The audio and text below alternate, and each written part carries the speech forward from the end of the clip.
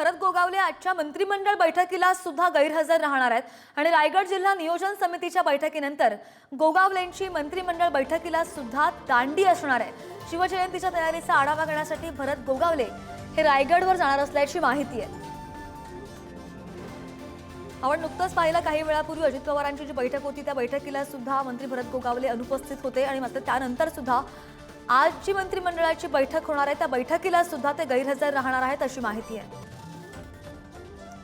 अधिकची माहिती करून आमचे प्रतिनिधी सुशांत सावंत आपल्या सोबत आहेत। सुशांत, आपण काही वेळापूर्वीच पाहिलं अजित पवारांची जी बैठक होती त्या बैठकीला ते अनुपस्थितीनंतर आजची जी महत्त्वाची बैठक होणार आहे त्या बैठकीला सुद्धा ते अनुपस्थित राहणार आहेत। काय यामागची कारणं समोर येत आहेत?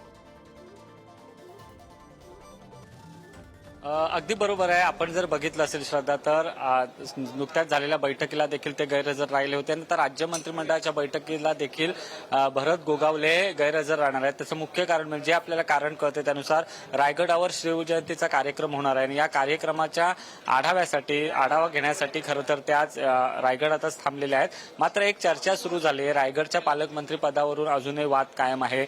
भरत गोगावले असतील, शिंदेच्या शिवसेनेचे इतर 2 आमदार असतील रायगडचे, ते नाराज आहेत। भरत गोगावले यांना रायगडचं पालकमंत्री पद द्यावं अशी आग्रही मागणी जी आहे ते आमदारांची आहे। स्वतः भरत गोगावले यांनी देखील सांगितलं होतं की मला रायगडचं पालकत्व द्यावं, पालकमंत्री करावं।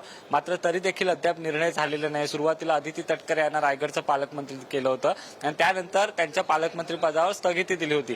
त्यानंतर खरं तर एक अपेक्षा होती भरत गोगावलेंना की आपल्याला पालकमंत्री पद मिळेल। मात्र अद्याप कोणताही निर्णय झाला नसल्यानं भरत गोगावले जे आहेत ते विशेषतः नाराज असल्याची चर्चा आहे आणि त्यांनी ही नाराजी काही दिवसांपूर्वी उघडपणे देखील बोलून दाखवली होती आणि याचमुळे आजच्या राज्य मंत्रिमंडळाच्या बैठकीला देखील ते येणार नाहीत। कारण जरी सांगितलं जात असलं की रायगड येथे शिवजयंती होणार आहे रायगडगडावर, त्याचा आढावा घेण्यासाठी मी जात असलो असं सांगितलं जरी त्यांच्यावर असलं तरी देखील एक किनार आहे वादाची, एक किनार आहे पालकमंत्री पदावरून जो पेच सुरू आहे त्याची।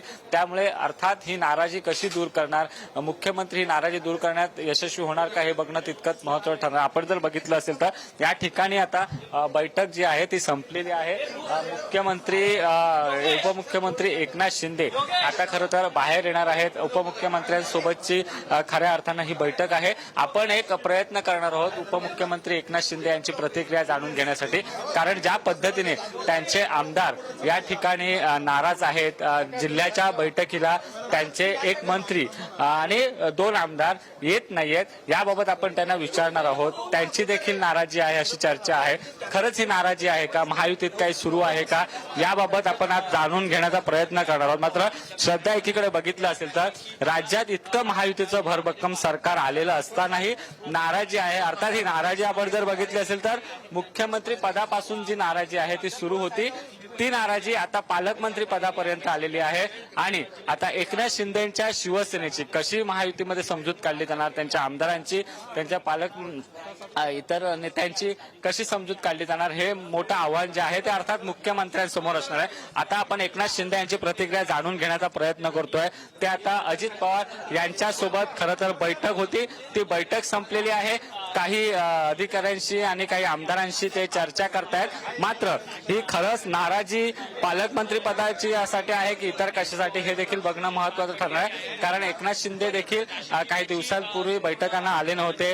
राज्याची वॉर रूमची बैठक झाली होती, त्या बैठकीला देखील एकनाथ शिंदे उपस्थित नव्हते। आज देखील अजित पवार यांच्यासोबत जी बैठक होणार होती त्याला एकनाथ शिंदे उपस्थित राहणार का अशी सकाळपासून चर्चा सुरू होती।